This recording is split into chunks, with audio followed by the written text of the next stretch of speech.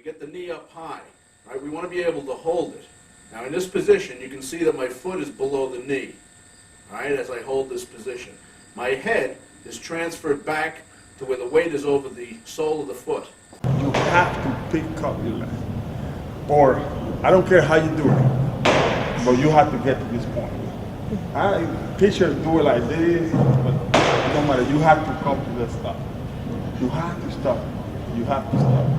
That's about it. Tester. When I got here, I wanted to make sure that once I brought that leg up, I was in balance good enough to actually ride down, separate on time, and ride the slope.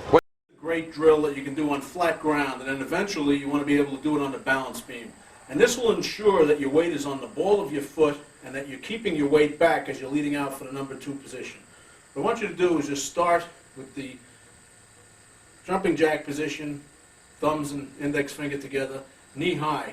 Now, I get the weight on the ball of the foot. As I start down to get into the number 2 position, I stop and then bring the foot back up without touching the ground. All right?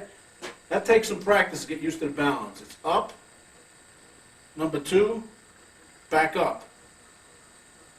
All right? You try that a couple of times, then do it on the beam. All right. And have this ability. Did it matter what you led with? Tree, standing tall and fall, or did you drive with your lower half? It's a combination. The first thing I wanted to do was give you my hip. Okay. The line, the stripe of my pants going forward. As we're leading out, in order to keep your weight back, and this is something that you'll do on the balance beam, and when you get on the mound, it's very important. So as you start to lead down, as the hands separate, it's a feeling of pulling back with the upper body. You lead out with the front hip, not with the shoulder. The hip goes down and out first before the shoulder moves at all. So you are leaning back slightly, keeping the head behind the belly button. All right, your belt buckle, your belly button, your nose is back here. So as you lead out, right, so that when you land in the high cock position, your nose is still in the center of your body. That will allow you to properly open the hips and generate the power with that explosion of the trunk and the hips. Then you explode when you hit.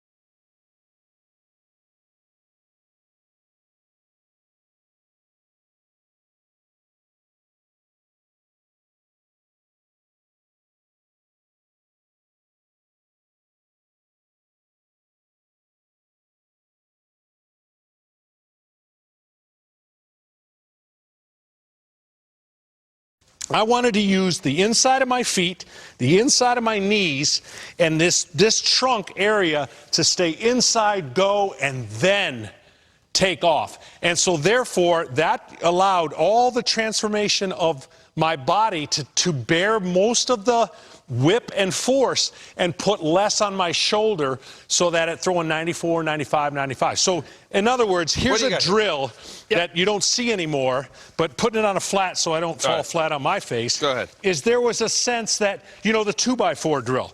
So we kind of used this drill to stay on plane. Okay. Right? That was just one of those drills to keep you online with going to home plate.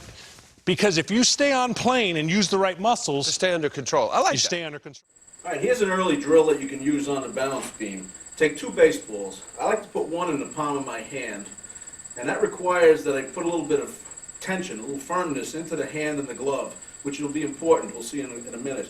If I don't squeeze the ball, obviously it's just going to drop out. So one ball is kept in the palm, the other one will just hold as if we were pitching. Hands together, feet apart like we're in the stretch position. Weight over the balls of the feet. Now we're just going to shift back, bending the leg, knee high, and then we're going to drift out into the high cock position. Now this is the high cock position. All right? You'll notice that my back foot is just starting to turn. The ankle is rolling over. This is what's known as squishing the bug. all right? We'll get into that a little bit in a minute. So as I land, you'll notice that my nose should be above my belt or slightly behind it.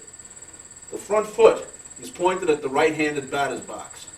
And everything, and then ride the slope of the mound and make sure that I landed in a 45 degree with my toes so that I could have the flexibility to bend that knee at the time I release the ball.